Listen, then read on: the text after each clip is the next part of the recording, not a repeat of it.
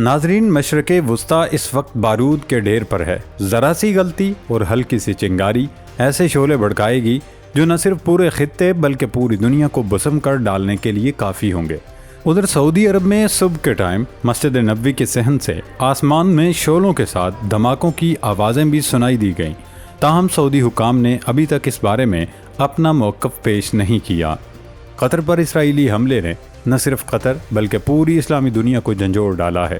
بے حس اور بے ضمیر عرب حکمرانوں کو احساس ہو چکا ہے کہ امریکہ کی دوستی اور قیمتی تحائف انہیں ہرگز اسرائیل یا کسی بھی بیرونی خطرے سے نہیں بچا سکتے۔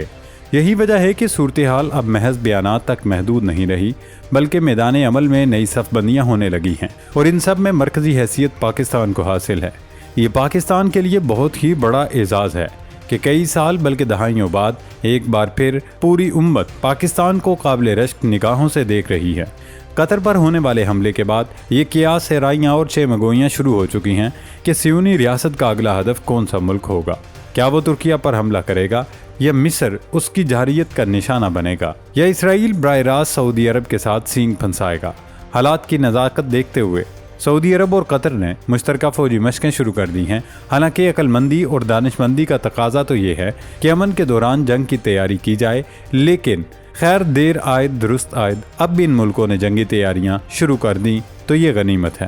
دوسری طرف قطر میں کھڑے ہو کر پاکستان، ایران اور ترکیہ نے مل کر غاصب ریاست کو نہ صرف للکارا ہے بلکہ مل کر جواب دینے کا اعلان کر دیا ہے، جس نے تل ابیب میں کھلبلی مچا دی ہے، کیونکہ اس وقت پوری اسلامی دنیا میں صرف ایک ملک ایسا ہے جس سے اسرائیل کو حقیقی خطرہ محسوس ہوتا ہے، اور وہ ہے ایٹمی پاکستان۔ اسرائیل کو پتا ہے کہ پاکستان نے جان بوجھ کر اپنے لانگ رینج میزائلوں کو لو پروفائل رکھا ہوا ہے، حالانکہ پاکستان ایسے خطرناک اور مہلک میزائل تیار کر چکا ہے جو نہ صرف اسرائیل کو نشانہ بنانے کی صلاحیت رکھتے ہیں بلکہ نیوکلیئر وار ہیڈ لے جانے کی اہلیت بھی رکھتے ہیں۔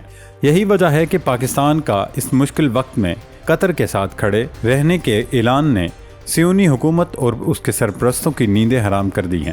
اس لیے نیتن یاہو نے 2 منٹ کے ویڈیو بیان میں 4 بار پاکستان کا نام لیا تھا۔ ایرانی میجر جنرل موسوی کا کہنا ہے کہ ایران کی قوم اور افواج قطر کے ساتھ ہیں۔ قطر کے وزیر اعظم نے اقوام متحدہ کی سلامتی کونسل میں اسرائیل کو خوب لتاڑا۔ انہوں نے صاف لفظوں میں کہا کہ اسرائیل نے قطر پر حملہ کر کے سفارتکاری کی توہین کی ہے۔ قطری وزیر اعظم کی آج امریکی صدر ڈونلڈ ٹرمپ سے اہم ملاقات ہونے جا رہی ہے۔ یہ ملاقات اس حقیقت کو اجاگر کر رہی ہے کہ یہ معاملہ اب صرف 2 ملکوں تک محدود نہیں رہا بلکہ عالمی سیاستدانوں کے ایوانوں میں بھی گونجنے لگا ہے۔ قطر نے امریکہ کو بھی واضح پیغام دے دیا کہ سیکیورٹی شراکت داری کا سر نو جائزہ لیا جائے گا۔ اسرائیلی وزیر اعظم نیتن یاہو کے سر پر دوہری مشکل آ پڑی ہے۔ ایک طرف انہیں پوری اسلامی دنیا کی تنقید اور مذمت برداشت کرنا پڑ رہی ہے، تو دوسری طرف حماس کے ہاتھوں یرغمال بنائے جانے والے اسرائیلیوں کے اہل خانہ کے دباؤ کا بھی سامنا ہے۔ تل ابیب میں یرغمالیوں کے لواحقین نہ صرف سراپا احتجاج ہیں بلکہ وہ نیتن یاہو کے استعفے کا مطالبہ کر رہے ہیں اور انہیں اپنے پیاروں کا قاتل قرار دے رہے ہیں۔ اس سب کے باوجود نیتن یاہو نے اپنی ڈٹائی اور ہٹ درمی چھوڑنے کی بجائے مغربی کنارے میں آباد کاری کے توسیعی منصوبوں پر دستخط کر کے ایک اور چنگاری کو بھڑکا دیا ہے۔ اس کے ساتھ ہی امریکی اخبار نیو یارک ٹائمز کے خلاف مقدمہ درج کرانے کا اعلان بھی کر دیا ہے۔ اس تمام صورتحال نے یروشلم میں خطرے کی گھنٹیاں بجا دی ہیں۔ سوال یہ ہے کہ کیا اسرائیل نے ایک نئی جنگ کے دروازے کھول دیے ہیں، اور کیا مسلم دنیا کی مشترکہ مزاحمت اب تاریخ کا نیا باب رقم کرے گی؟ اس پر اس ویڈیو میں آگے چل کر تفصیلی ڈسکشن کریں گے۔ اسرائیل کی جانب سے حماس کے رہنماؤں کو نشانہ بنانے کے لیے قطر کے دارالحکومت دوحہ میں کی گئی کارروائی پر عرب ممالک میں نہ صرف سرکاری بلکہ عوامی سطح پر شدید غم و غصے کا اظہار کیا جا رہا ہے۔ اس حملے کے بعد سعودی ولی عہد محمد بن سلمان، کویت کے ولی عہد خالد حماد الصباح، اردن کے ولی عہد حسین بن عبداللہ، مصر کے وزیر خارجہ بدر احمد، پاکستانی وزیر اعظم شہباز شریف اظہار یکجہتی کے لیے قطر گئے اور اپنی حمایت کی یقین دہانی کرائی۔ دوحہ پر حملے کے بعد اسرائیلی وزیر اعظم نیتن یاہو نے کہا تھا کہ اسرائیل اپنے دشمنوں کو نشانہ بنانے کے لیے کسی بھی جگہ کارروائی کرنے سے گریز نہیں کرے گا۔ نیتن یاہو کے اس بیان کے بعد عرب ممالک میں یہ بحث جاری ہے کہ اب اسرائیل کا اگلا ہدف کون سا ملک ہو سکتا ہے۔ بعض سوشل میڈیا صارفین اس خدشے کا اظہار کر رہے ہیں کہ اسرائیل کا اگلا ہدف مصر، سعودی عرب اور ترکی بھی ہو سکتا ہے۔ ویسے تو حماس کی سیاسی قیادت قطر میں مقیم ہے، تاہم حماس کے رہنما مذاکرات اور ملاقاتوں کے لیے ترکیہ، سعودی عرب، مصر اور اردن کے دورے کرتے رہتے ہیں۔ اب سوال یہ ہے کہ کیا اسرائیل مصر، ترکیہ یا سعودی عرب پر بھی حملہ کرنے جا رہا ہے؟ کیا صہیونی ریاست اس وقت یہ حماقت کرنے کی متحمل ہو سکتی ہے؟ فی الحال ایسا لگتا تو نہیں، لیکن کہتے ہیں نا کہ جب برا وقت چل رہا ہو تو اونٹ پر بیٹھے بھی کتا کاٹ لیتا ہے۔ تو ہو سکتا ہے کہ نتن یاہو اپنی طاقت کے نشے اور زام میں یہ سنگین غلطی کر بیٹھیں۔ سعودی عرب، مصر اور ترکیہ کو بھی اس بات کا اندازہ ہو چکا ہے کہ اسرائیل ان ملکوں پر حملہ کر سکتا ہے۔ یہی وجہ ہے کہ سعودی عرب اور مصر نے مشترکہ مشقیں شروع کر دی ہیں۔ مصر میں النجم الساطع کے نام سے کی جانے والی مشقوں میں ان دونوں ملکوں کے علاوہ بھی کئی عرب ملکوں کے فوجیوں نے شرکت کی۔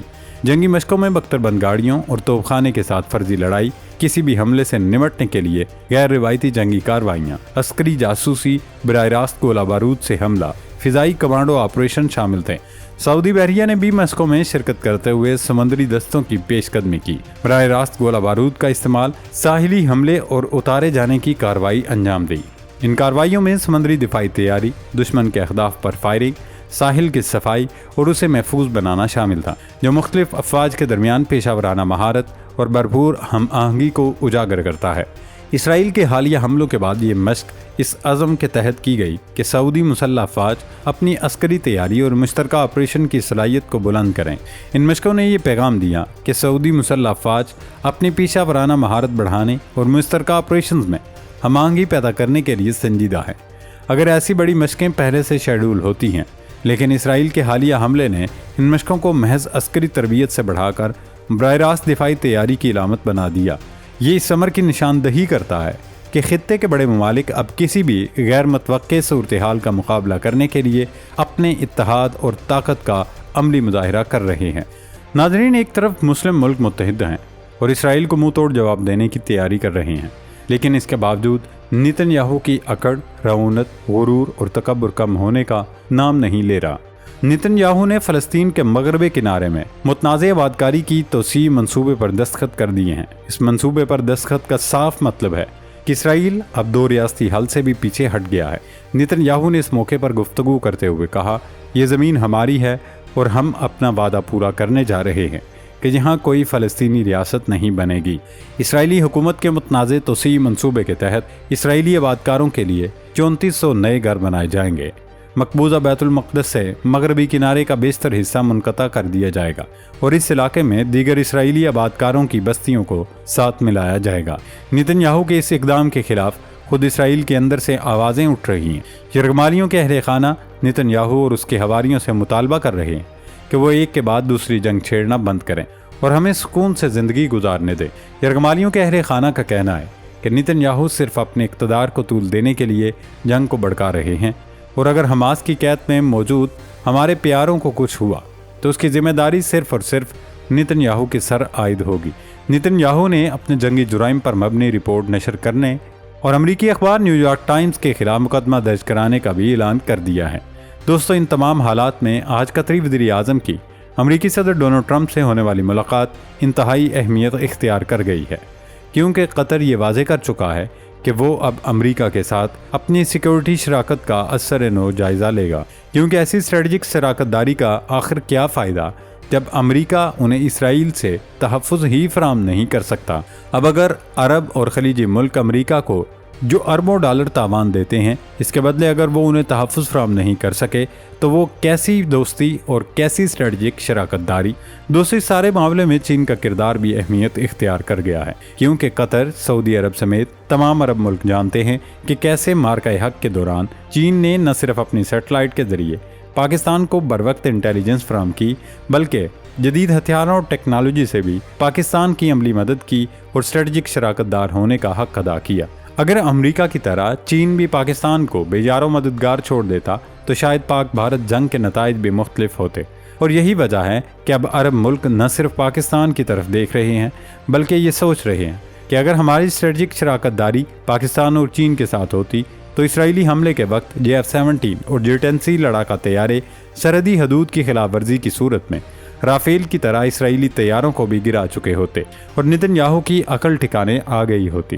یہی وجہ ہے کہ عرب سوشل میڈیا پر پاکستان کو ایک بار پھر بڑا بھائی قرار دیا جا رہا ہے۔ اس کی ایک وجہ شاید چینی کیمپ میں جانا بھی ہو، اور اگر ایسا ہو گیا تو پھر یہ امریکہ کی بہت بڑی شکست کے ساتھ ساتھ پورے خطے کا نقشہ بھی بدل دے گا۔ اللہ رب العزت پاکستان کا حامی و ناصر ہو۔ پاکستان زندہ باد۔